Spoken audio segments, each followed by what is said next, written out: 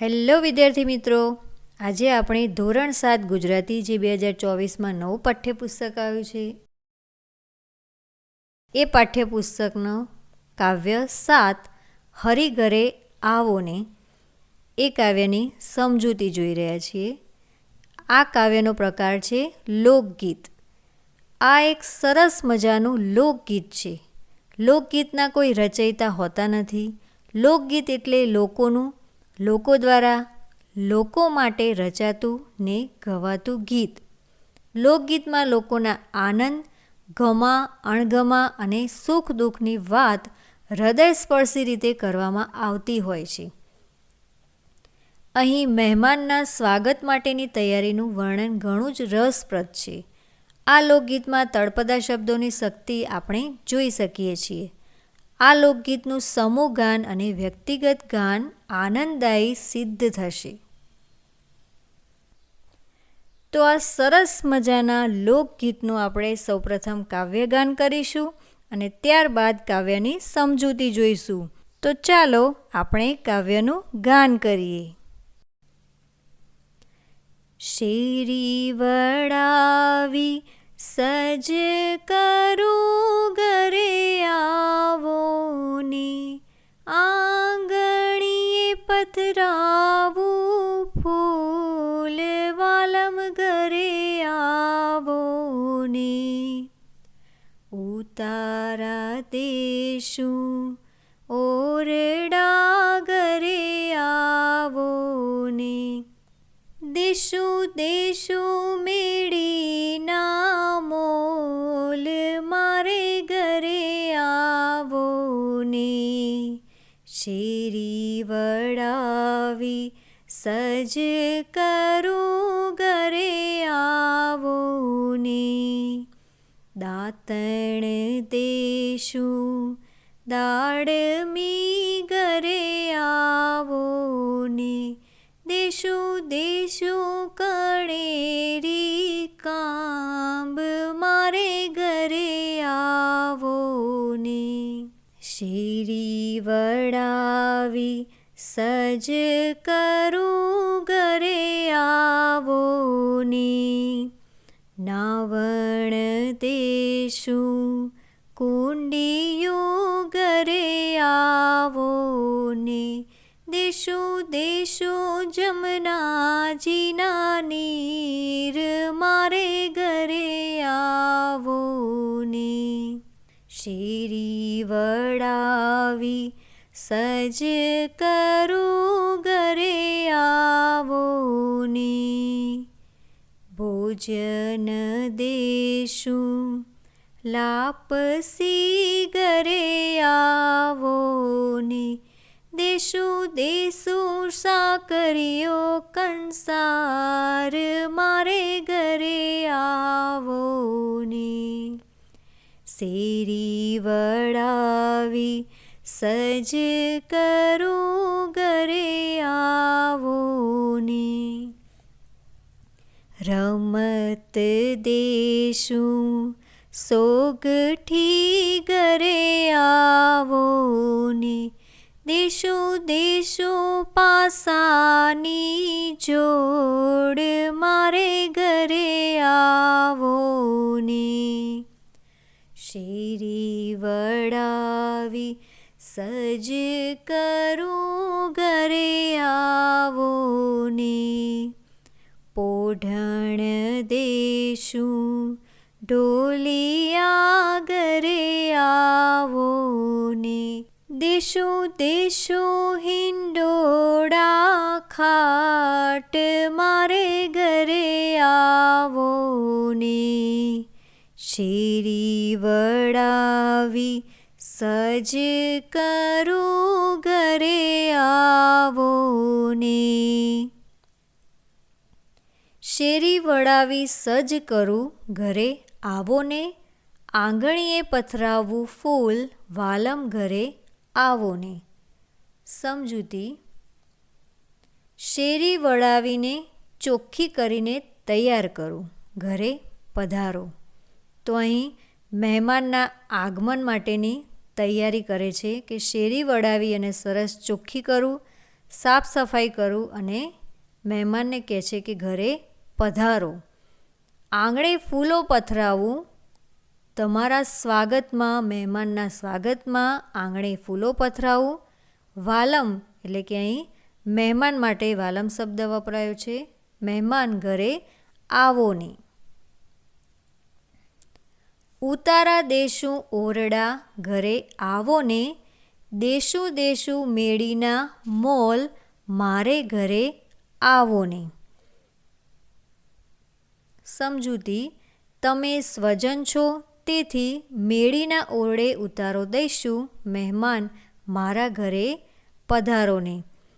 તો અહીં ઉતારા દેવા એટલે કે ઉતરવાનો મુકામ, કે જ્યાં ઉતરવાનું સ્થળ છે તે, અને મેળી એટલે નાનો માળ. તો અહીંયા ઘરનો સરસ મજાનો જે ઓરડો છે એ ઓરડામાં તમને ઉતારા આપીશું, તમે અમારા ઘરે આવો, એવું મહેમાનને કહેવામાં આવ્યું છે.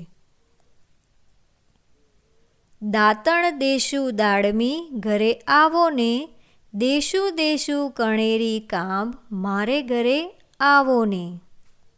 સમજૂતી: તમે આવો તો દાડમનું દાતણ અને કણેરી દાતણ દઈશું, તમે અમારા ઘરે પધારો ને. તો અહીં મહેમાનને સંબોધીને કહે છે કે તમે અમારા ઘરે આવશો તો દાતણ તમને આપીશું, દાડમ અને કણેરીનું. નાવણ દેશું કુંડિયું ઘરે આવો ને, દેશું દેશું જમનાજીના નીર મારે ઘરે આવો ને.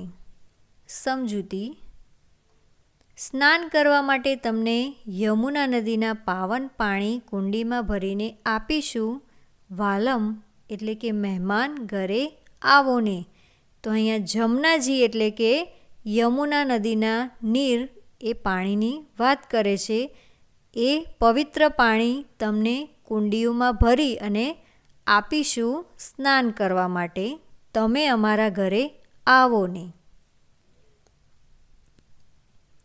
ભોજન દેશું લાપસી ઘરે આવો ને, દેશું દેશું સાકરીઓ કંસાર મારે ઘરે આવો ને.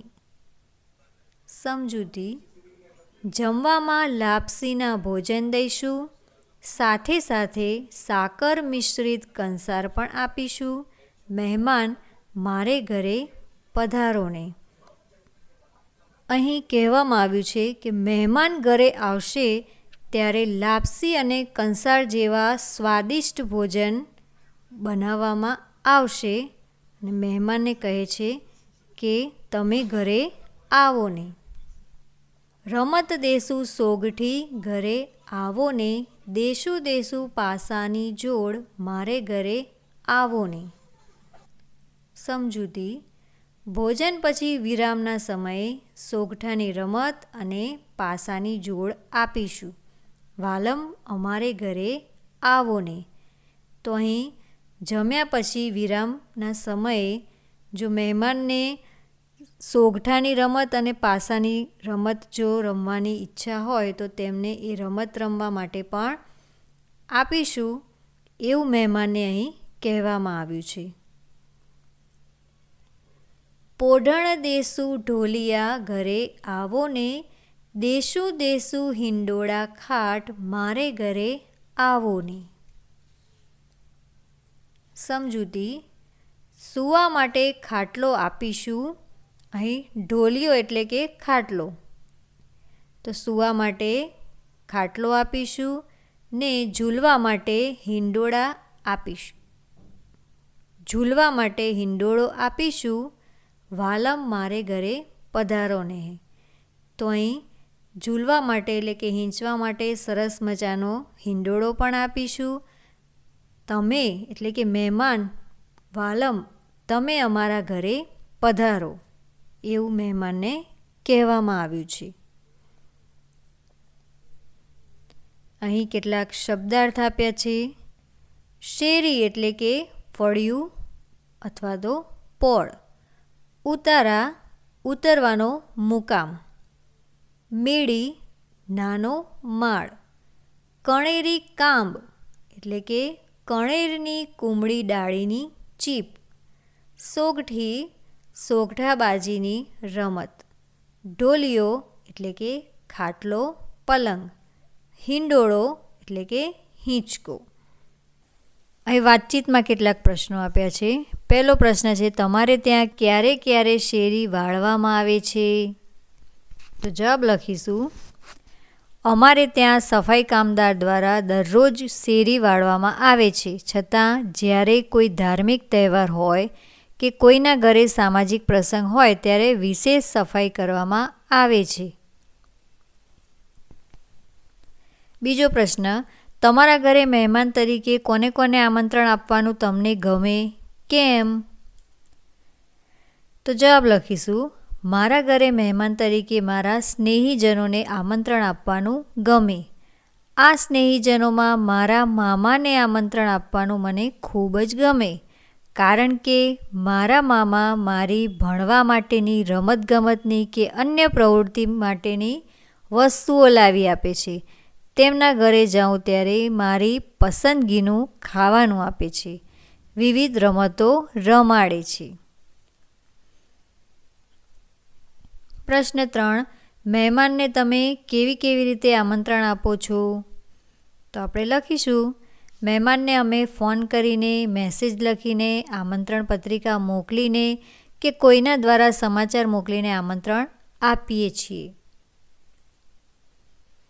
પ્રશ્ન 4, મહેમાન આવવાના હોય તે પહેલાં તમારે ઘરે કેવી તૈયારી કરવામાં આવે છે? તો જવાબ લખીશું, મહેમાન આવવાના હોય તે પહેલાં મારા ઘરે ઘણી બધી તૈયારી કરવામાં આવે છે. જેમ કે ઘરની વ્યવસ્થિત સાફ સફાઈ કરવામાં આવે છે. તેમના ભોજન માટે વિવિધ વાનગીઓ બનાવવામાં આવે છે. પ્રશ્ન 5, તમારા ઘરે મહેમાન આવ્યા પછીની સરભરામાં શું કરવામાં આવે છે? તો જવાબ લખીશું, અમારા ઘરે મહેમાન આવે પછી તેમની સારી રીતે સરભરા કરવામાં આવે છે. તેમને પીવાનું પાણી આપ્યા બાદ ચા નાસ્તો આપવામાં આવે છે. પછી તેમના માટે ભોજન બનાવવામાં આવે છે. ભોજનમાં તેમને ભાવતી વાનગીઓ બનાવવામાં આવે છે. ભોજન બાદ તેમને મુખવાસ આપવામાં આવે છે. પ્રશ્ન 6, ઘરે મહેમાન આવ્યા હોય ત્યારે તમને શું કામ સોંપવામાં આવે છે? ઘરે મહેમાન આવ્યા હોય ત્યારે મને દુકાનેથી દૂધ કે નાસ્તો લાવી આપવાનું, મમ્મીને ઘરના નાના મોટા કામમાં મદદ કરવાનું કામ સોંપવામાં આવે છે. પ્રશ્ન 7, ઘરે મહેમાન આવે એ તમને ગમે કે ન ગમે? શા માટે? તો જવાબ લખીશું કે ઘરે મહેમાન આવે તો મને ખૂબ જ ગમે છે. મહેમાનના આવવાથી ઘરમાં હસી મજાકનું વાતાવરણ હોય છે. નાસ્તામાં અને ભોજનમાં સ્વાદિષ્ટ વાનગીઓ બનાવવામાં આવે છે. તેમના આવવાથી પરિવારના બધા ખુશ હોય છે. પ્રવૃત્તિ 2, કોષ્ટક પૂર્ણ કરો. તો અહીંયા એક કોષ્ટક આપ્યું છે. શાને માટે, કાવ્યનાયક અથવા નાયિકા શું કરશે, તમારા ઘરે શું કરવામાં આવે છે, તો એ માહિતી આપણે લખીશું. સ્વચ્છતા અને સુશોભન. તો એમાં આપણે લખીશું કે કાવ્યનાયક કે નાયિકા શું કરશે, તો શેરી વડાવી સજ્જ કરશે અને આંગણીએ ફૂલ પથરાવશે. તો આપણા ઘરે શું કરવામાં આવે છે, તો આખા ઘરમાં સાફ સફાઈ કરવામાં આવે છે અને આસોપાલવ અને ફૂલોના તોરણ લગાવવામાં આવે છે. રહેવા ઊંઘવાની વ્યવસ્થા.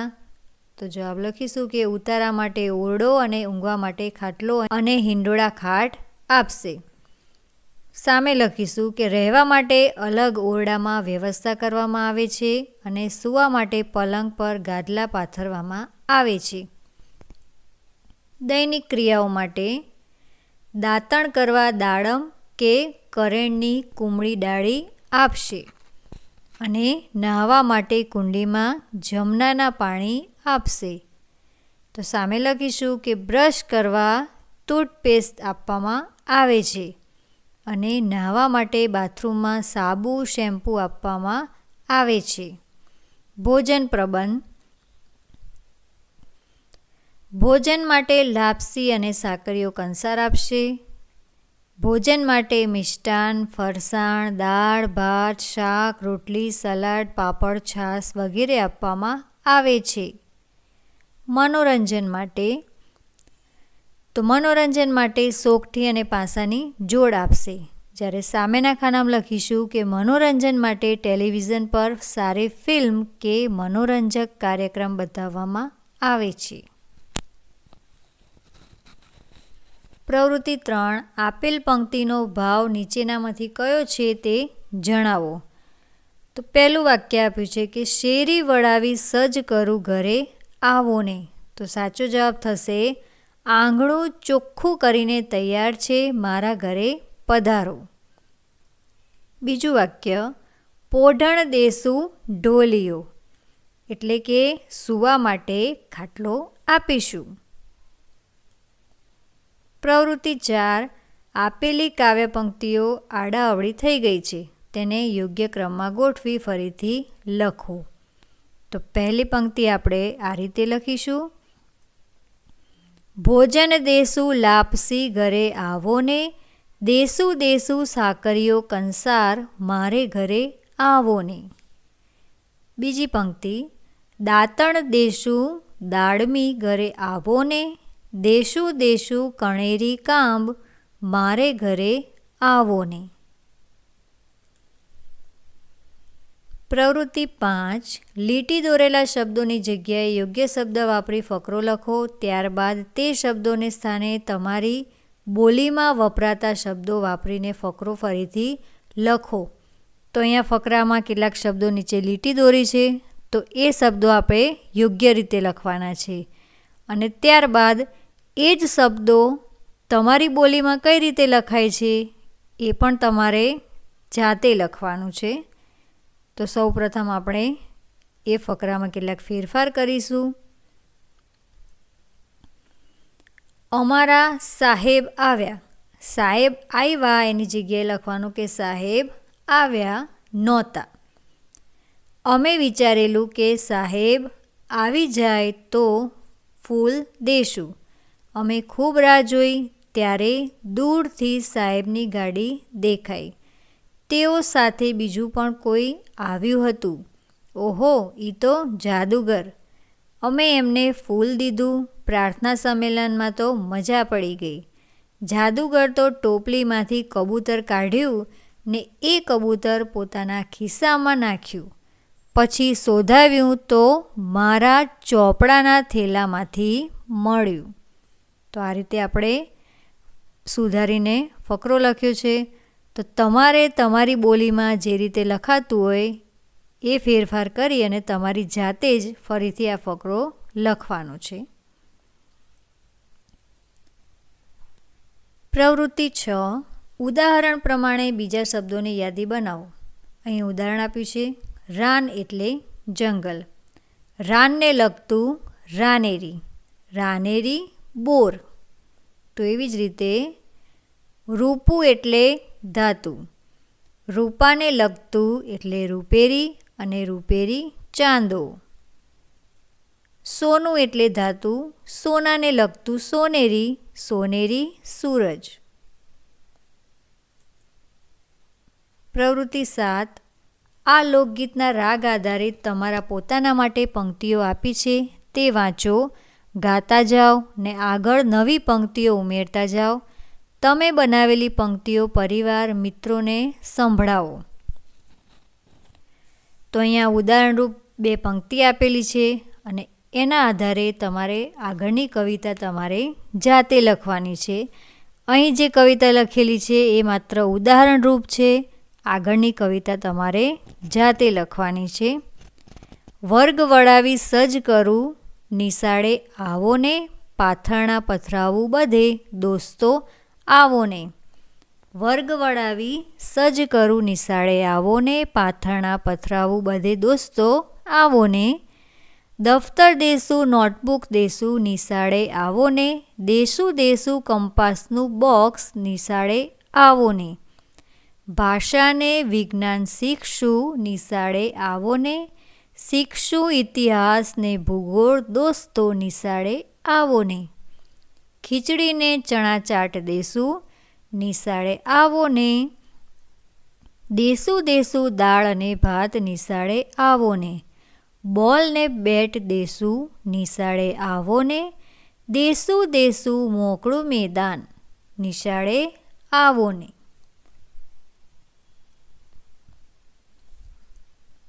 તો અહીં કેટલાક પ્રશ્નો આપ્યા છે કે તમે રચેલી પંક્તિઓ કઈ કઈ હતી. તો અહીંયા તમે જે પંક્તિ રચી હોય એના વિશે લખવાનું. તમે એ પંક્તિઓ કોને કોને સંભળાવી, તો જેને સંભળાવી હોય એના નામ લખવાના છે. તમારી પંક્તિઓ સાંભળી કોને કોને મજા આવી, તો ત્યાં પણ તમને જેને સંભળાવી હોય અને જેને ગમી હોય એના નામ લખવાના છે. તમને આ નવી પંક્તિઓ બનાવવા શી મુશ્કેલીઓ પડી, તો તમને જે મુશ્કેલીઓ પડી હોય એના વિશે તમારે અહીંયા લખવાનું છે અને આ પ્રવૃત્તિ પણ તમારે જાતે જ કરવાની છે. પ્રવૃત્તિ 8, તમારા વિસ્તારમાં ગવાતું તમારું મનપસંદ એક લગ્ન ગીત મેળવીને લખો. તો આપણે ત્યાં લગ્નમાં દરેકને ત્યાં લગ્ન ગીતો તો ગવાતા જ હોય છે. તો એમાંથી તમને જે ગમતું હોય એ લગ્ન ગીત તમારે અહીંયા લખવાનું છે. અહીં આ જે આપ્યું છે લગ્ન ગીત એ માત્ર ઉદાહરણરૂપ છે. અહીં તમને જે ગમતું હોય એ લગ્ન ગીત તમારે લખવાનું છે. પ્રવૃત્તિ 9, પ્રશ્નોના જવાબ લખો. પહેલો પ્રશ્ન છે કે તમને આ ગીતની કઈ બાબત સ્પર્શી ગઈ, કેમ? તો જવાબ લખીશું. મને આ ગીતમાં મહેમાનના સ્વાગતમાં જે તૈયારી કરવાનું દર્શાવવામાં આવ્યું છે તે બાબત સ્પર્શી ગઈ, કારણ કે આપણા શાસ્ત્રોમાં કહેવામાં આવ્યું છે કે મહેમાન ભગવાન બરાબર હોય છે, તેમનું યોગ્ય સ્વાગત કરવું જોઈએ. પ્રશ્ન 2, નાવણ માટે જમનાજીના નીર આપવાનું શા માટે કહ્યું હશે? જમનાજીના નીરને ખૂબ જ પવિત્ર અને પાવનકારી માનવામાં આવે છે, તેથી નાવણ માટે જમનાજીના નીર આપવાનું કહ્યું હશે. પ્રશ્ન 3, વાલમના આવવા પહેલાં શી તૈયારીઓ થઈ છે? વાલમના ઘરે આવતા પહેલાં શેરી સ્વચ્છ કરવામાં આવી, આંગણામાં ફૂલ પાથરવામાં આવ્યા. પ્રશ્ન 4, વાલમ આવ્યા પછી તેમની કઈ કઈ બાબતે આગતા સ્વાગતા થશે? તો જવાબ લખીશું કે વાલમના આવ્યા પછી તેમને ઉતારા માટે ઓરડો અને મેળીના મોલ, દાંતણ કરવા દાડમ અને કરેણની કુમળી ડાળી, નાહવા માટે કુંડિયામાં જમનાના નીર, ભોજન માટે લાપસી અને સાકરીઓ કંસાર, મનોરંજન માટે સોગઠી અને પાસાની જોડ, સૂવા માટે ખાટલો અને હિંડોળા ખાટ આપવામાં આવશે. પ્રશ્ન 5, કાવ્યમાં મહેમાન માટેની જે તૈયારીઓ કરી એમાં બીજી શી ઉમેરી શકાય? તો કાવ્યમાં મહેમાન માટે જે તૈયારીઓ કરવામાં આવી છે એમાં બીજા વર્તમાન સમયમાં વપરાતા સાધનો તેમજ વિવિધ ભોજન વગેરે ઉમેરી શકાય. પ્રવૃત્તિ 10, મહેમાન ગતિની મજા વિશે તમારા મિત્રને પત્ર લખો. તો અહીં તમારા મિત્રને તમારે પત્ર લખવાનો છે. અહીં આપેલ પત્ર એ ઉદાહરણરૂપ છે, તો તમારે તમારું સરનામું અને તમારા મિત્રનું નામ લખી અને આવી રીતે તમારે પત્ર લખવાનો છે. તો અહીંયા તમે જોઈ શકો છો સરનામું આપ્યું છે 70A એપલ ગ્રીન એપાર્ટમેન્ટ, નવા નરોડા, અમદાવાદ 38-23-30, તારીખ 9/9/2024. પ્રિય મિત્ર રાજેશ. તો તમારો જે મિત્ર હોય તેનું તમારે અહીં નામ લખવાનું. ઘણા સમયથી તારો પત્ર આવ્યો નથી, તેથી હું તને પત્ર લખું છું. અમે બધા અહીં મજામાં છીએ. આશા રાખું છું કે તમે બધા પણ મજામાં હશો.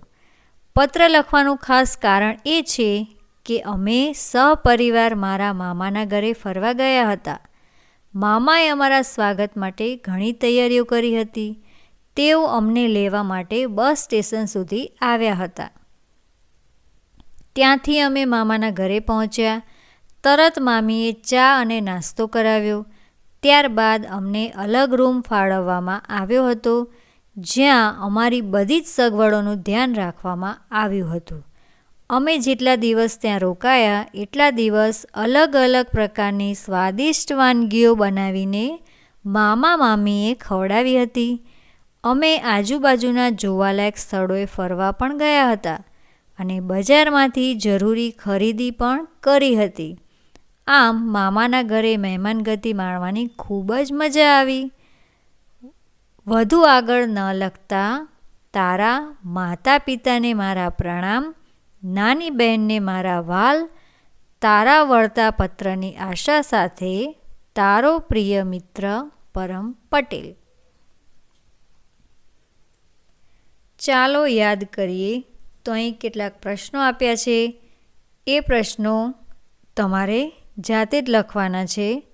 તો અહીં આપણે આ બધી જ પ્રવૃત્તિ પૂર્ણ કરી. આ વિડીયો તમને કેવો લાગ્યો એમને જરૂરથી જણાવજો અને અમારી ચેનલને સબસ્ક્રાઈબ ના કરી હોય તો સબસ્ક્રાઈબ કરી દેજો. ધન્યવાદ.